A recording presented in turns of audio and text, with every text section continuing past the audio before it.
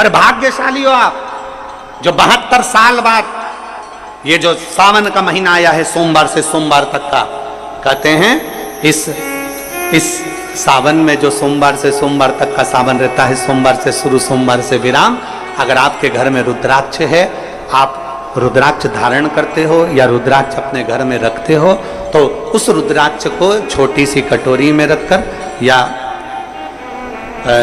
एक पात्र में रखकर 7 बार किसी भी अमावस पर, सावन में जो अमावस्या पड़ती है, ये सोमवार से सोमवार वाली सावन, इसके बाद वाले सावन का हम वर्णन नहीं कर रहा, हम इस सावन की बात कर रहे हैं। या तो अमावस, पूर्णिमा, त्रयोदशी, चतुर्दशी या प्रदोष, शिवरात्रि, अष्टमी, ये ऐसी तिथियां हैं जो सोमवार से सोमवार तक का जो सावन होता है, सावन में कटोरी में रखकर, प्लेट में रखकर, थाली में रखकर 7 बार अपने घर में अगर रुद्राक्ष, तो उसको बलवान बनाने के लिए इसी सावन के महीने में 7 बार तो जल, 5 बार दूध गौ माता का और 2 बार गाय का घी उस रुद्राक्ष पर लेपित करना चाहिए। और फिर उस रुद्राक्ष को धूप बत्ती हो या घर में गूगल की धूप हो, और धूप बत्ती से उस रुद्राक्ष को सिद्ध कर लेना चाहिए। कुछ नहीं आता ना, शिव का नाम लो, श्री शिवाय नमस्तुभ्यं बोलो, और उस रुद्राक्ष का स्पर्श कर कर अपने गले में धारण करते हो तो गले में, पूजन में रखते हो तो पूजन में, या किसी कार्य सिद्धि के लिए रखते हो तो कार्य सिद्धि के लिए। अगर ये सोमवार से चालू होने वाले सावन को, सोमवार से विराम होने वाले सावन में अगर हम सिद्ध कर लेते हैं, तो वो रुद्राक्ष हमारे जीवन का सबसे श्रेष्ठ रुद्राक्ष हो जाता है, सर्वश्रेष्ठ। अभी हमारे सीहोर में कुबेरेश्वर धाम पर ये जो सावन का महीना आया है, इस सावन में हमारे यहाँ कुबेरेश्वर धाम पे वैसे तो जो महाशिवरात्रि आती है, जिस समय रुद्राक्ष उत्सव होता है, उस समय पर रुद्राक्ष को सिद्ध कर लिया जाता है। पर जो सावन ये आया है, इस सावन में हमारे यहाँ प्रतिदिन बाबा के रुद्राक्ष को सिद्ध करते हैं। प्रतिदिन नियम है रुद्राक्ष पर जल चढ़ाना, दूध चढ़ाना, घृत लगाना और बाबा के रुद्राक्ष, क्योंकि इतने भक्त आते हैं उनके लिए वो रुद्राक्ष सिद्ध होता है।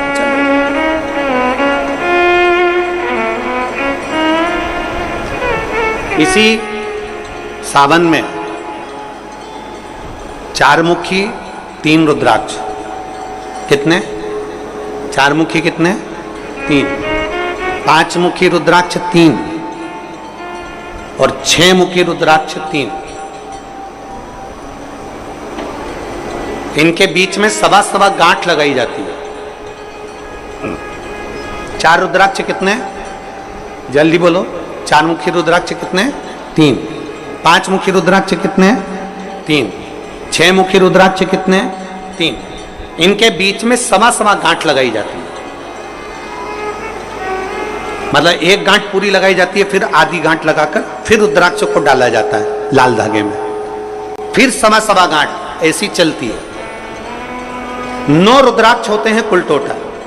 अगर ये 9 रुद्राक्ष को शंकर भगवान के शिवलिंग के पास में रखकर, ये सावन, इसको अन्य सावन में नहीं कर सकते, केवल इसी सावन भगवान शिव के मंदिर में शिवलिंग के पास उसको रखकर 7 लोटा जल, 5 बार दूध और 2 बार घृत अगर लेपन कर दिया जाता है उस माला को, और उसी माला को हम बेलपत्री के पेड़ के नीचे बैठकर अपने गले में अगर धारण कर लेते हैं, तो दुनिया का ऐसा कोई कार्य नहीं जो तुम्हारे लिए हो नहीं, पक्के में होकर ही मान।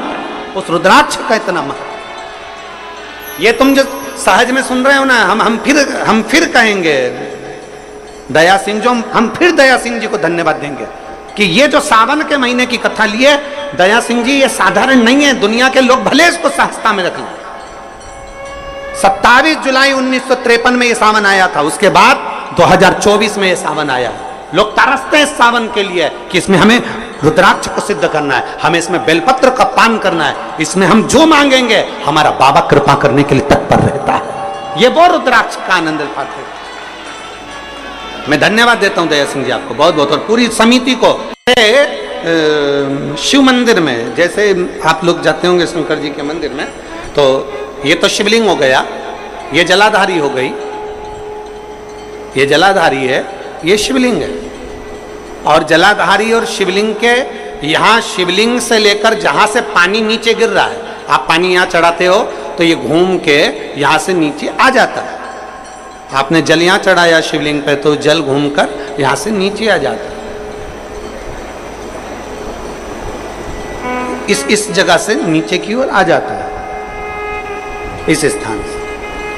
प्रयास करिए, ये जो सावन आया है 72 वर्ष के बाद, प्रयास करिए कि कितना बड़ा भी रोग है, कितनी बड़ी भी बीमारी है, आप डॉक्टर से इलाज करवाओ, पर ये जो स्थान है अशोक सुंदरी का, इस स्थान पर एक बार अपनी हथेली रखकर देखिए और भगवान शिव से पंचाक्षर मंत्र नमः शिवाय, षडाक्षर मंत्र ओम नमः शिवाय या श्री शिवाय नमस्तुभ्याम स्मरण कर कर देखिए।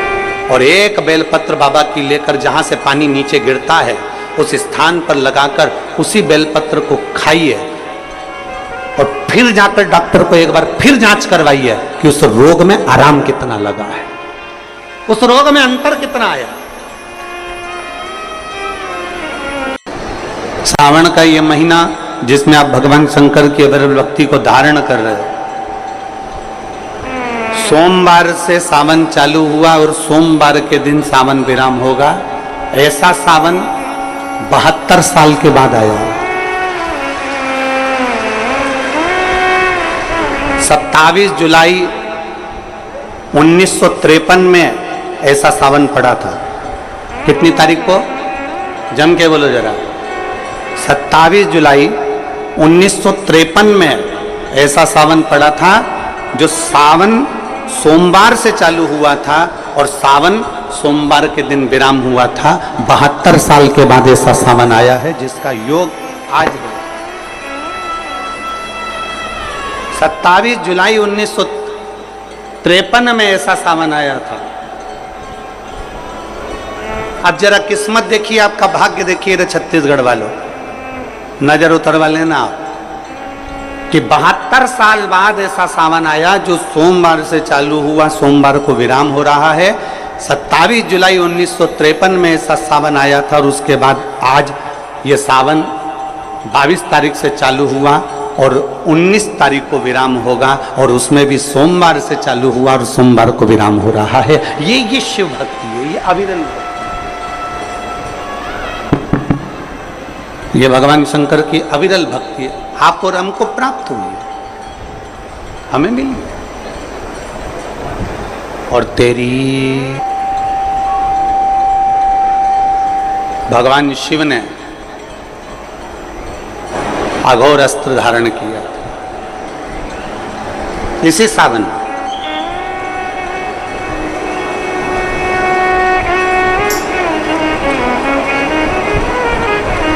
एक त्रिपुरासुर असुर हो गया, 3 पुरियों का निर्माण कर कर वो निवास कर रहा है।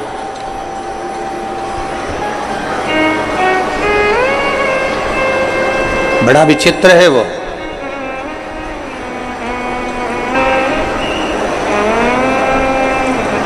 बहुत सावन आते हैं, सारे सावन आते हैं। हर वर्ष सावन का महीना आता है, हर वर्ष श्रावण का सोमवार भी आता है, हर वर्ष प्रदोष भी आती है, हर वर्ष शिवरात्रि भी आती है सावन की, हर वर्ष अष्टमी भी आती है, छठ भी आती है, सब तिथियां आती हैं।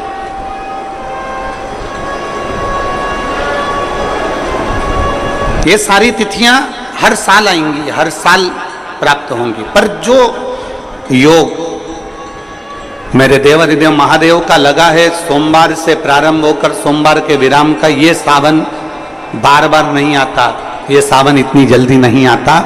जो 72 वर्ष के बाद 27 जुलाई से 1953 के बाद में आज योग लगा, जो 22 जुलाई 2024 में प्रारंभ हुआ। बहुत बहुत ना जाने कितने कितने कितना कितना साधना तप असुर का वध कर दूं, पर नहीं मर। ब्रह्मदेव ने विचार करा कि त्रिपुरासुर का वध कर दूं, नहीं मर। आखिरी में खबर गई भगवान देवाधिदेव महादेव के पास। भगवान शिव जी के पास। भगवान देवादिदेव महादेव, मेरे महाकाल राजा, मेरे कालाधिपति, मेरे ओमकारेश्वर, मेरे विश्वनाथ, मेरे परली वैद्यनाथ, मेरे वैद्यनाथ ओगरदानी, मेरे केदारेश्वर, भगवान शिव विराजमान थे, नेत्रबंद थे भगवान शिव। और सबने, सारे देवताओं ने जाकर भगवान शिव से विनय करी, निवेदन कर, भगवान देवादिदेव महादेव से निवेदन कर। और जब भगवान शंकर से निवेदन किया, भगवान शिव से विनती करी, भगवान शंकर से बारंबार जब प्रार्थना करिए, भगवान शिव से बार बार विनय किया गया, तब भगवान शंकर ने नेत्र खोले और भगवान शिव नेत्र खोलकर पूछे, ऐसा क्या हो गया जो आपको आना? ये 33 कोटि देवता, ये सारे देव आज मेरे पास में कारण क्या बन गए? कौन सा कारण? यदि आपसे कोई पूछे कि भगवान शंकर के गले में बासुकी नाग आया, भगवान शंकर के हाथ में त्रिशूल आया, भगवान शंकर के मस्तक पर गंगा आई, भगवान शंकर के मस्तक पर त्रिपुंड आया, भगवान शंकर के नेत्र 2 थे 3 हुए, त्रिनेत्रीधारी कहलाए, त्रिपुंडधारी कहलाए, भगवान शंकर के पास बेलपत्र आई, कोई तुमसे कहे कि शिवजी के गले में रुद्राक्ष आया, भगवान देवादिदेव महादेव के पास रुद्राक्ष आया, कोई तुमसे पूछ ले कि यह रुद्राक्ष का प्रागट्य कब का है, रुद्राक्ष का जन्म कब हुआ,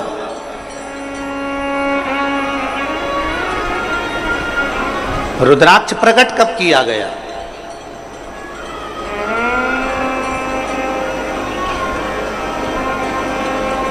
अब जरा बहुत हमसे भी कई लोग पूछते हैं, जितने लोग संसार का क्या हो जाता है कि रुद्राक्ष का जल अमृत के तुल्य हो जाता है और कैंसर जैसा रोग भी समाप्त हो जाता है। रुद्राक्ष के जल में ऐसा क्या है?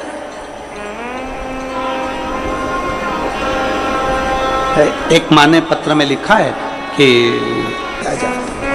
कैसे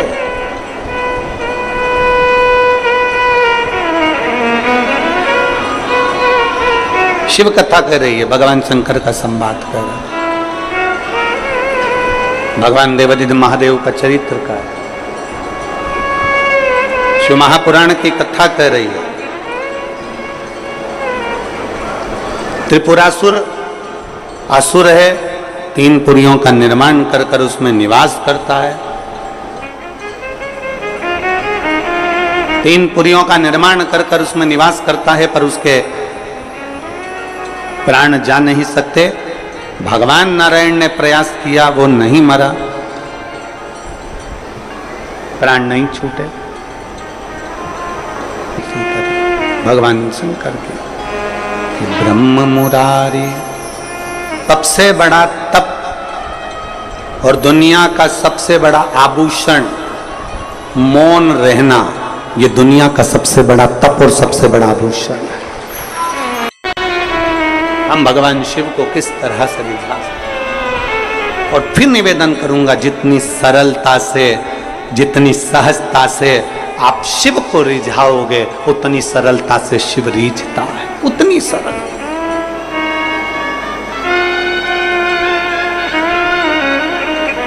आप जितने भाव से भगवान शंकर को रिझाने का प्रयास करोगे, वो उतने भाव से रिझेगा, उतने भाव। जरा विचार करिए, स्त्री की पूजन आप ऑनलाइन करेंगे, आप और हम सब आस्था चैनल के माध्यम से, फेसबुक यूट्यूब के माध्यम से, ठीक शाम को 7 बजे 2 अगस्त को बैठेंगे और ऑनलाइन सब अपने अपने घर से पूजन करेंगे, भगवान शिव की आराधना करेंगे। आप और हम सब मिलकर भगवान शंकर से एक साथ प्रार्थना करेंगे, एक साथ। और जब हम बाबा को रिझाएंगे, और ये सोमवार से सोमवार तक के सावन के महीने एक साथ, और जब हम बाबा को रिझाएंगे, और ये सोमवार से सोमवार तक के सावन के महीने में 2 अगस्त को तो हम शिवरात्रि मनाएंगे, और 17 अगस्त को सीहोर की कांवड़ भी बाबा की कृपा से सुबह 9 बजे भरेंगे। प्रदोष के दिन एक विश्वास के साथ शिव को रिझा, एक भरोसे के साथ भगवान शंकर, एक रुद्राक्ष में होता है। सबका बल एक रुद्राक्ष के अंदर होता है।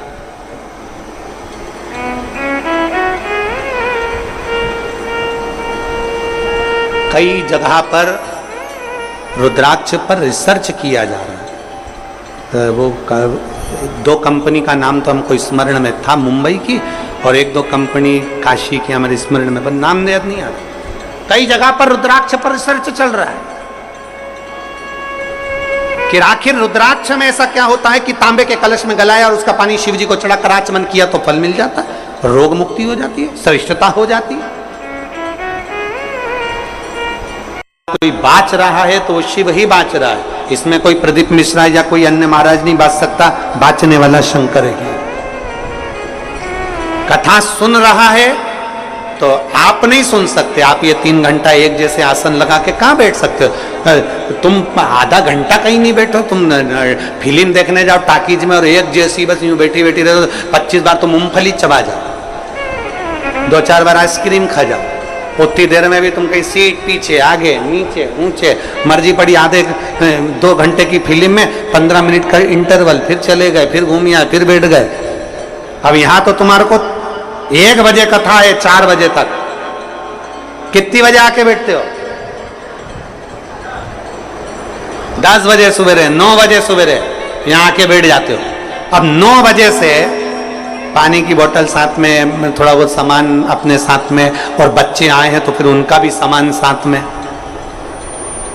तो फिर 10 बजे से एक जैसे बैठे और 4 बजे कथा छूटेगी, सब अपने अपने घर जाते जाते 5 बज जाए, 5:30 बज जाए, कोई 6 बज जाए। समय जरा देखिए कि तुमने शिव को कितना दिया,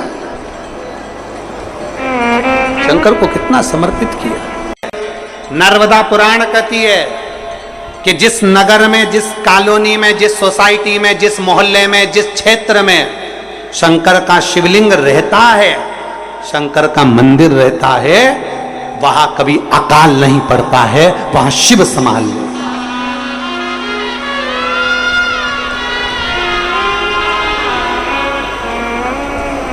वहां शिव संभाल, वहां वो गढ़दानी संभाल।